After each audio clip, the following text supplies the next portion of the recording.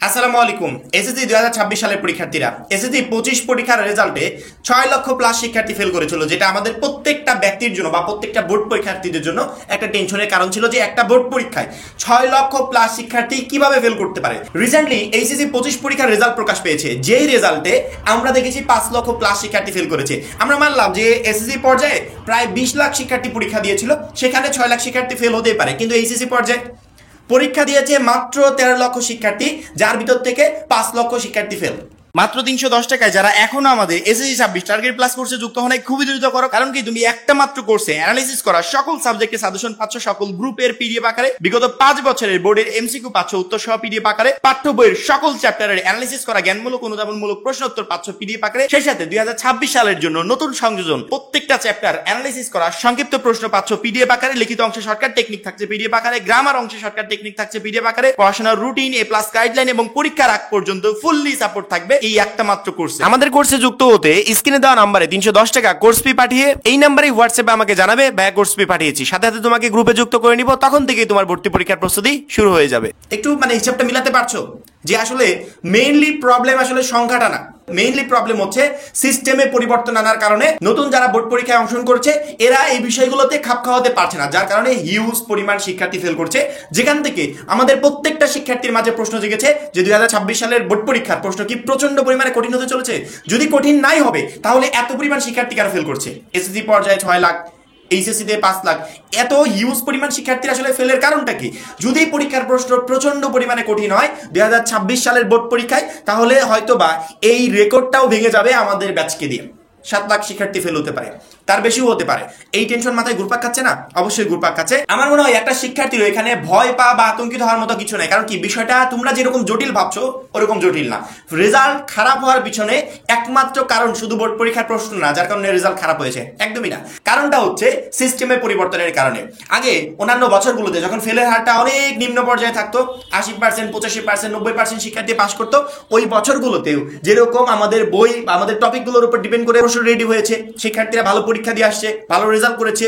Same ভাবেও 2025 সালে এরকম প্রশ্ন রেডি হয়েছে, 26 সালেও আমাদের ওই টপিকের উপর ডিপেন্ড করে কোশ্চেন রেডি হবে। অর্থাৎ এখানে প্রশ্নে পরিবর্তন আসার মতো কোনো সুযোগ নাই। আমি একটা টেক্সট বুক যদি ভালো মতো কমপ্লিট করে যাই তাহলে আমার বাইরে থেকে প্রশ্ন আসবে না, ওর ভিতর থেকে প্রশ্ন আসবে। বিশেষ করে আমরা যে 2026 সালের জন্য বারবার করে বলছি তোমাদের জন্য কোর্স রেডি করেছি, যে কোর্সে প্রত্যেকটা সাবজেক্ট, অর্থাৎ এমনিতে তোমাদের শর্ট সিলেবাস, এই শর্ট সিলেবাসটাকে আমরা আরো শর্ট করে দিয়েছি যাতে অল্প সময় তুমি কমপ্লিট করতে পারো। প্রত্যেকটা বিষয় এত সুন্দর করে পিডিএফ আকারে এখানে দেওয়া আছে যাতে একটা শিক্ষার্থী পরীক্ষার হলে গিয়ে বলতে পারে যে অলওয়েজ আপডেট 12 এর কোর্সগুলো কমপ্লিট করে এসেছিলাম, 100% প্রশ্ন কমন পেয়েছি, অর্থাৎ মিস হওয়ার কোনো সম্ভাবনা নাই। ওইখান থেকে ইনশাআল্লাহ অল এভরিথিং তুমি কমন পাবে। সেক্ষেত্রে একটা শিক্ষার্থীর জন্য ভালো রেজাল্ট করা একেবারে সহজ হয়ে যাবে। আসলে আমরা যেভাবে ভাবছি যে প্রশ্নটা প্রচন্ড পরিমাণে কঠিন হবে, বিষয়টা আসলে এরকম না। এখানে মূলত প্রশ্ন কঠিন হয় না, প্রশ্নে আহামরি কোনো পরিবর্তন আসে না। পরিবর্তনটা হচ্ছে সিস্টেমে। সিস্টেমে কিভাবে পরিবর্তন? মনে করো আগে একটা শিক্ষার্থী, যখন আমাদের আশেপাশে তো প্রচুর পরিমাণে টিচার আছে যারা খাতা দেখছে রেগুলার, এবং আমার অনেক রিলেটিভও আছে যারা স্কুলে শিক্ষকতা করে, বোর্ড পরীক্ষায় দায়িত্ব পালন করে এবং সেই সাথে খাতাগুলোও দেখে। তো আমি তারা যখন আগের বছরগুলোতে খাতা দেখেছে, সেখানে আমি খেয়াল করেছি একটা বিষয়, বোর্ড থেকে এরকম নির্দেশনা দেওয়া ছিল যে কোনো শিক্ষার্থী যদি 1-2 নাম্বারের জন্য ফেল করে তাহলে ওই 1-2 নাম্বার একটা শিক্ষক চাইলে গ্রেস পদ্ধতিতে সে মানবিক দিক বিবেচনা করে সে পাস করিয়ে দিতে পারে। এটা শিক্ষকের ব্যক্তিগত বিষয়, সে করিয়ে দিতেই পারে। একটা শিক্ষার্থীর এ প্লাস পার ক্ষেত্রে, যেমন ধরো আমি ইংরেজির কথা বললাম, এ প্লাস পার ক্ষেত্রে যদি 1-2 নাম্বার শর্ট থাকে, যে শিক্ষার্থীটা 78 পাওয়ার যোগ্য সে কিন্তু 80 পাওয়ার যোগ্য, যে শিক্ষার্থীরা 79 পাওয়ার যোগ্য সে 80 পাওয়ার যোগ্য, যে শিক্ষার্থীরা 32 পাবে সে অটোমেটিক্যালি 33 পেয়ে যাবে। এরকম একটা রুলস তৈরি হয়ে গেছিল যে গ্রেস পদ্ধতিতে একটা শিক্ষক একটা শিক্ষার্থীকে 2 নাম্বার 1 নাম্বার বাড়িয়ে দিয়ে পাস করিয়ে দিচ্ছে, এ প্লাস পাইয়ে দিচ্ছে। 2025 সালে এসে নিয়ম হয়েছে, শিক্ষা বোর্ড থেকে শিক্ষা উপদেষ্টা নিজে অ্যানাউন্সমেন্ট করেছে, শিক্ষা বোর্ড থেকে রুলস হয়েছে, কোন শিক্ষক কোন শিক্ষার্থীকে পার্সোনালি 1 নাম্বারও বাড়িয়ে দিতে পারবে না, 1 নাম্বারও না। একটা শিক্ষার্থীর 32 হয়েছে 32ই থাকবে, একজনের 79 হয়েছে 79 থাকবে, 1 নাম্বারও একটা শিক্ষক বাড়িয়ে দিবে না। যার কারণে প্রতি বছর যে এরকম রেজাল্ট আসে, 2025 সালে এরকম রেজাল্ট আসে নাই, লাখ লাখ শিক্ষার্থী ফেল করেছে। অন্যান্য বছরগুলোতে ফেল 4 লাখ থাকলে 25 সালে হয়েছে 6 লাখ। এই 6 লাখ ফেলের কারণ মূলত এইটাই যে সিস্টেমে একটা আমূল পরিবর্তন আসছে। আমাদেরকে যেখানে শিক্ষকরা আগে একটু কিঞ্চিত পরিমাণ হেল্প করে দিত, ওই হেল্পটা আমরা আর পাচ্ছি না। এখন আমি কোনোভাবেই শিক্ষকের উপর ডিপেন্ড করতে পারবো না যে শিক্ষক আমার ওই লেখার উপর ডিপেন্ড করে একটা ভালো নাম্বার দিয়ে দিবে, আমি পাস করে যাবো বা এ প্লাস পেয়ে যাবো না।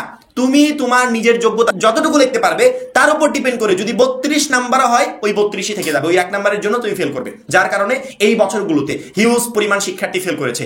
2026 সালের প্রশ্ন কঠিন হবে এই কথা যদি তোমাকে কেউ বলে, সেক্ষেত্রে আমি বলবো যে জাস্ট তার ভিডিওগুলো অ্যাভয়েড করো। প্রশ্ন কঠিন হওয়ার মতো কিছু নাই, প্রশ্ন যতই কঠিন করুক আমাদের সিলেবাসের বাইরে থেকে আসবে না, আমাদের বইয়ের বাইরে থেকে আসবে না। কারণ কি, সিলেবাসের বাইরে থেকে প্রশ্ন করলে শিক্ষা বোর্ড নিজেই প্রশ্নবিদ্ধ হবে যে সিলেবাসের বাইরে থেকে আমরা এতগুলো বছর যাবত যে পড়াশোনা করলাম, সিলেবাসের বাইরে থেকেই প্রশ্ন হয়, তাহলে এই পড়াশোনার মানে কি? শিক্ষা বোর্ড এটা কোনোদিনও করবে না। শিক্ষা বোর্ড সিলেবাসের ভিতর থেকে প্রশ্ন করবে এবং এতগুলো বছর যাবত যেরকম প্রশ্ন হয়েছে 2026 সালেও সেম প্রশ্ন হবে। মূলত আমরা আটকে যাচ্ছি এই সিস্টেমের কারণে। নতুন একটা সিস্টেমের ভিতর নতুন সিস্টেমে খাতা দেখা হচ্ছে, নতুন সিস্টেমে রেজাল্ট তৈরি হচ্ছে, যেখানে বোর্ড কাউকে কোনো নাম্বার দিচ্ছে না, যেখানে শিক্ষকরা কাউকে কোনো বাড়ির নাম্বার দিচ্ছে না, যার কারণে এত পরিমাণ শিক্ষার্থী ফেল করছে। আমাদের মনে হয় এই জায়গাতে একটু সতর্ক হওয়া প্রয়োজন যে এখন আর আমার সেরকম কোনো সুযোগ নাই শিক্ষক আমাকে ওই 1-2 গ্রেস নাম্বার পদ্ধতিতে বাড়িয়ে দিয়ে পাস করিয়ে দিবে, A+ পাইয়ে দিবে না। একমাত্র যে পাস করার যোগ্য সেই শিক্ষার্থীটা পাস করবে, একমাত্র যে A+ পাওয়ার যোগ্য সেই শিক্ষার্থীটা A+ পাবে। এই জন্য আমার মনে হয় প্রত্যেকটা শিক্ষার্থী এখন থেকে সতর্ক হওয়া প্রয়োজন। 26 সালের পরীক্ষায় যেই পরিমাণ ফেলের আশঙ্কা আমরা করছি সেই পরিমাণ ফেল আসবে না, তোমরা যদি এখন থেকে অ্যালার্ট হতে পারো এবং সেই অনুযায়ী প্রিপারেশন নিতে পারো। বিশেষ করে আমরা আমাদের যে কোর্সে তোমাদেরকে পিডিএফ গুলো দিয়েছি, এই পিডিএফ গুলো এরা প্রত্যেকটা শিক্ষার্থীকে SSC 26 পরীক্ষায় একটা বেস্ট রেজাল্ট করিয়ে দেওয়ার জন্য, কারণ কি একটা বোর্ড পরীক্ষায় প্রশ্ন কমন পাওয়ার জন্য যা যা প্রয়োজন এভরিথিং আমরা ওইখানে দিয়ে দিচ্ছি, যেগুলো তোমাকে প্রত্যেকটা পরীক্ষায় A+ পেতে প্রচন্ড পরিমাণে হেল্প করবে। এতদিন অবহেলায় অনেক সময় নষ্ট করেছো, আজকে থেকে প্রত্যেকটা শিক্ষার্থী সিরিয়াস হও। ইনশাআল্লাহ এই সিরিয়াস হওয়াটাই তোমাকে SSC 26 পরীক্ষায় ফেলের হাত থেকে রক্ষা করবে এবং একটা ভালো রেজাল্ট করতে প্রচন্ড পরিমাণে হেল্প করবে। আশা করি প্রত্যেকটা শিক্ষার্থী বুঝতে পেরেছো। এখন এই পর্যন্তই। পরবর্তী ভিডিওর জন্য অবশ্যই চ্যানেলটাকে সাবস্ক্রাইব করে রাখবে। যারা এখনো আমাদের SSC 26 টার্গেট প্লাস কোর্সে যুক্ত হও নাই, খুবই দ্রুত যুক্ত হয়ে যাবে। সবাই ভালো থাকবে, সুস্থ থাকবে। আল্লাহ হাফেজ।